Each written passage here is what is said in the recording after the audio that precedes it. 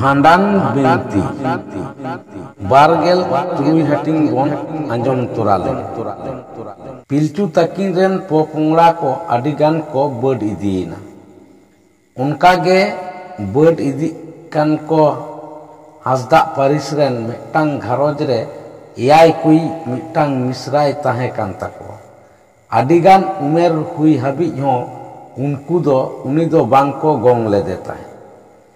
हारा झारमात उमेरते पाकोट इदियाकान बारुजांग लेकान लेंजेर हॉर्मो नेलजोंग तेदो उनी दो आडी चेहराय ताहे काना ओना खातिर उनी दो एदेल कपाट झारमात बारू बड्र को ᱧᱩᱛᱩᱢ लेदे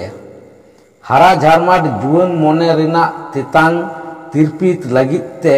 एयाय बोयहा कोदो उनी अकोई मिसरा बारू बड्र लगिते मिटांग बांदेला को ला लेदा और उना बांदेला रे दा बाहा ओना उपल पोयरानी नोंका लेकाना बाहा को रोहय लेदा बारू बड्र हो हारा उमेर जुवन मोने रे तेतांग को ओना सार को बाहा सेटगे कोयक काते ए हिड़िंका हालांगनाम मुर्मू गिदर दो पिलचू घारोज रे ताहे ताहे ते केरमे केरमे ते हारा इदीना मी दिनो दो उनी हो आदो केटे चाबू सही ए कोड़ायना उनी दो पहिल खन गे पिलचू घारोज रे ताहे ताहे दिन को दो गोवाव पारोमो कान ताय ताहे बापला को दो बांग होय कान ताया उनी दो उन रे काडा कोई गुपी बड़ा कोआ are Gupi Gupi ñohor ñohor तिरियो कोई ओरंग बड़ाया मुर्मू कोड़ा दो आडी खेचड़ा कोड़ा गे ताहे काना उनी दो आडी उसूल दारे कोरे हो दारे डुगुई हाबी ए रकाब दाड़िया कान ताहे आरे टुंडंग आगो दाड़िया कान ताहे उनी दो गुपी गुपी उनी हासदा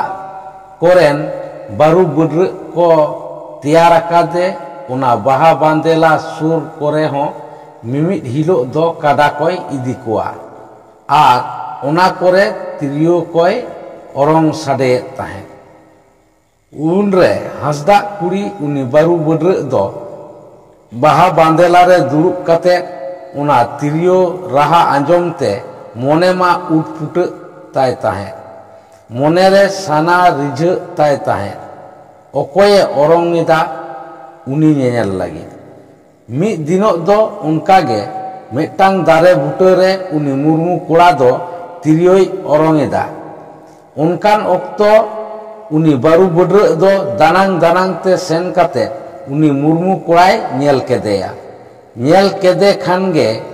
नोंका उनी रे मोने ओरेन ताया बांग न्यापाम काते रुवारो गे बांग बुझेव लेदेया न्यापाम मेनाकिन बारिया आरदा जुवन मोनेयान डंगुआ कोड़ा कुड़ी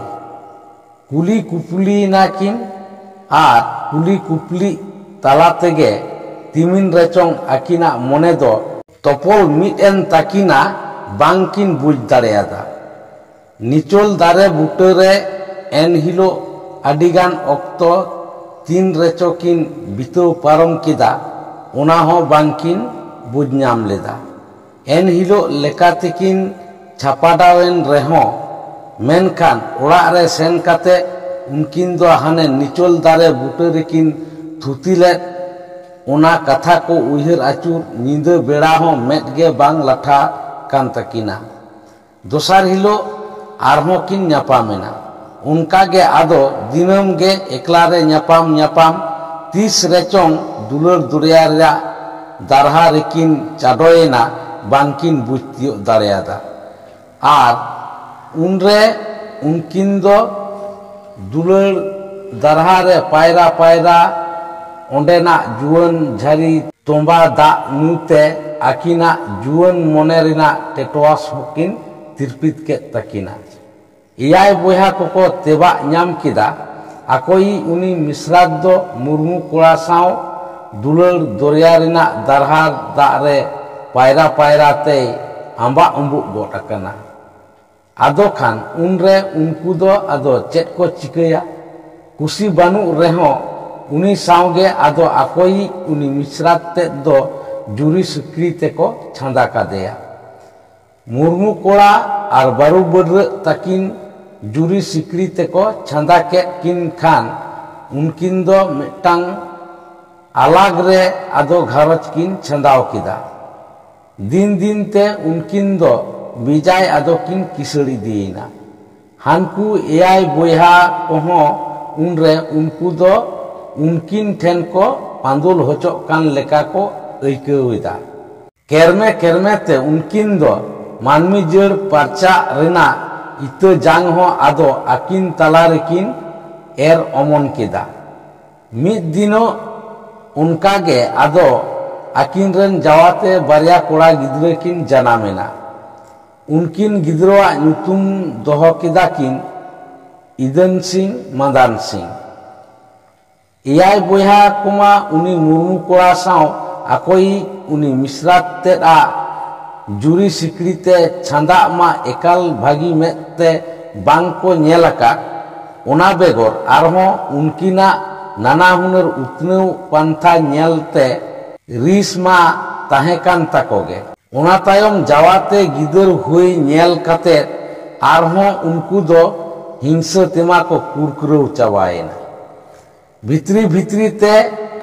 उनरे उनको दो आकोई मिश्रात जावाई उनी मुर्मू कोड़ा दो आदो हाना धारे रेना को रिका केदा।